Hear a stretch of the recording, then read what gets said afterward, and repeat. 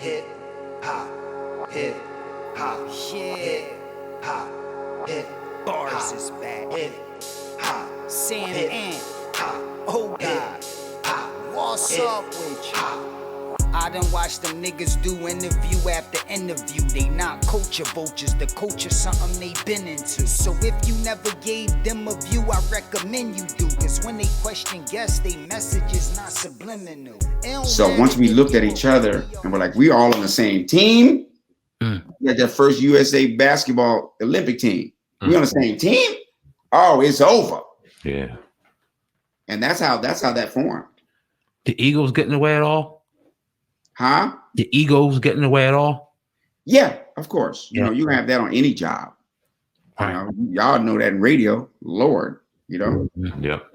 And the things that happen outside of the booth ain't got nothing to do with what happens inside the booth on radio. It's the same thing. Yes, sir. And the people on the outside booth got all this advice and they want you to do this and want you to do that. And then you do it and they didn't even listen to it. They come in the morning and go, yeah, you go, hey, so how'd you like that? They go, I ain't even listen. It's the same thing. You know, you just have to continue to express yourself and work with your people. You know, I'm sure that Jordan didn't approve of Rodman with the whole wedding dress and the stuff he wore, but he knew he needed him to win. Yeah. And that's what that was all about. You know, we were a fraternity, definitely. We were close as a team, but it's a job. It's a job. You get paid for it. You go in there and you want to have your court time too. I'm doing a lot of basketball analogies today. You want to have your court time too. Yeah. You don't want to be on the bench the whole time, right? You want to be able to contribute. And so that you know, sometimes the air would go out of the room because is there room for 10 bad people? You know? Yes, there is. But it was work. No, when I was watching, actually, it's crazy. I caught an episode maybe a couple of days ago with you, Jamie Foxx. Y'all were doing security for Tupac. And Tupac. Oh, yes. That was one of my favorite Jones. And that was killer. How was it working in that segment? How was it working with Tupac? Oh, that was cool. You know, I'd heard of him. I just met him for the first time, you know. And you know, he was the hottest thing smoking. He walked in the club and all the girls lay on the floor. This dude was, they all of them lay on the floor on their stomach, you know. I ain't lying. He was that hot. And he had the whole gangster persona and all of this, you know what I mean? But he wasn't like that to me. When I met him, he was like, hey, Mr. Davidson. He would hardly look me in my eye. Nice to meet you, man. Very humble, you know. Very humble. And we got to it, and he good too. Everything we fed him, he was ready. He was ready, then he was gone, you know. Somehow some gun pop up on his way out. I don't know about that one, but you know what I'm saying? He didn't have that persona to me.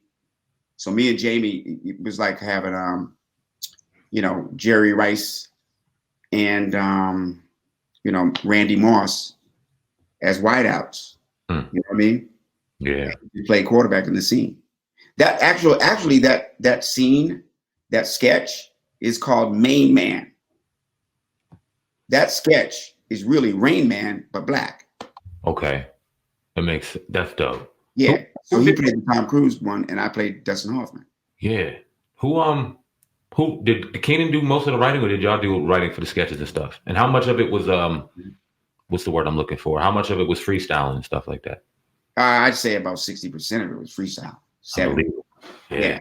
But we worked hard on the material, so you knew your plays, but you knew them so good you can improvise. And it was a game between us to stump the other person. So they'd be saying their line, and then you flip it on them in the camera, so they can't laugh. You know what I mean? Yeah. That's what I did to Martin when I did the Varnel Hill show. That shit was classic. I flipped on him. You know what I mean? Because he was like, "You ain't never done TV like this, blah blah blah." And I said, "All right, I'm gonna show you how I do TV." So when we did that scene, I did the freak on him.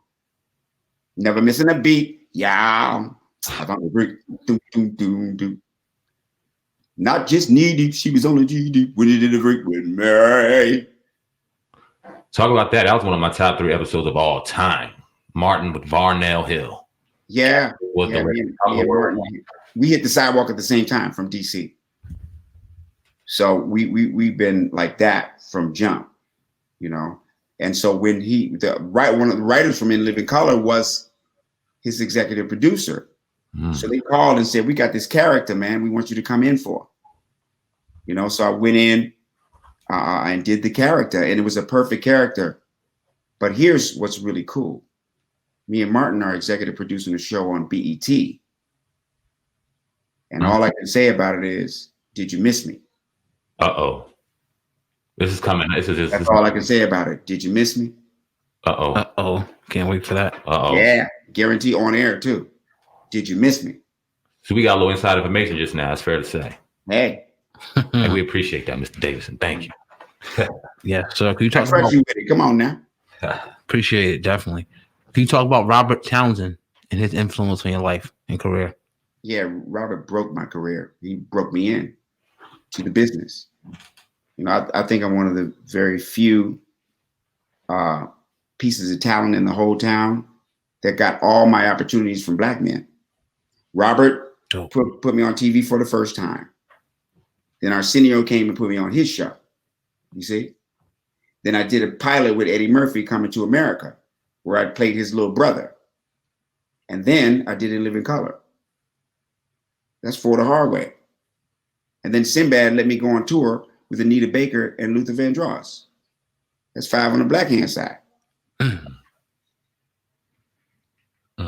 I got 5 on it. Yeah.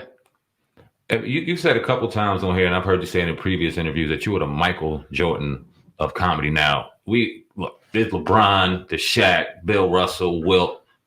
It's only one fucking Jordan. And right. We don't debate it here. We all know that the GOAT is Jordan. Now, there's some comedy heavyweights out there. For you to call yourself the Michael Jordan of comedy, what makes you say that? I base it on the versatility. Who can do what? And who does it all? Who can do what and who does it all? You see, I base it on that. Defense, offensive rebounds, steals, free throws, 3-pointers, dunks, running the rock, running the offense. Huh? Yes, sir. I credit it for that. You know, with Jordan, you start to branch off into the tree, right? Kobe had his shooting skills, right? Mm-hmm. You can go on and on and on. You know, Vince had his dunking skills. Everybody had a piece of him. You know, he's like Bruce Lee. You know, the center of martial arts. Everybody, there's karate, there's judo, there's all these different types. But he was all the types at once. That's what I base it on. Who were some of your influences before you got started in comedy? Jackson 5, Stevie Wonder. I was really off into music. Okay. Those were my influences. Richard Pryor was one of my primary influences in comedy, but I didn't want to do comedy then when I was a kid. I wanted to do music. You know, I thought even at the age 11, 12, I thought that if I was a comedian, nobody would take me serious. Even back then, I thought that. I don't think that now. Yeah. Let's talk about, I want to transition real quick into something more serious other than comedy, and that was social justice that we see going on right here in America. It's a very interesting time in 2020 that we're getting to look at a lot of social injustice being brought to living rooms that wasn't typically brought to in the past. Now we're seeing it everywhere. What's your thoughts on everything we're seeing right now? It's an illusion. You know, we're just being presented an illusion as Black people, as Africans worldwide. We're being presented an illusion. You know, how do you hold back people that outnumber you? It's got to be mental. Yeah. Right. So since we ran the whole world for 8 years flawlessly, they said, well, that's just one of them, and there are billions of them. So this time, why don't we just throw everything at them but the kitchen sink to make them think that they can't do that again? So we're right where we're supposed to be. We're not thrown back. We're not going back in time. We're not doing any of that stuff. We're doing exactly what we're doing. We're blowing up. We're becoming economic powers. We're starting to work together, and we ain't harming nobody. That's the main thing. We're not harming anybody.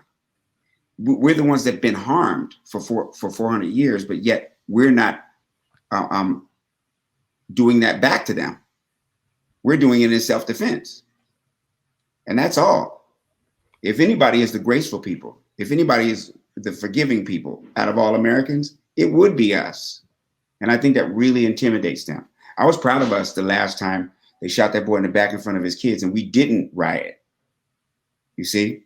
Because that's the main thing that's going to throw us off our focus. If we put all our energy into negative, then we can't continue the positive. My great-great-grandmother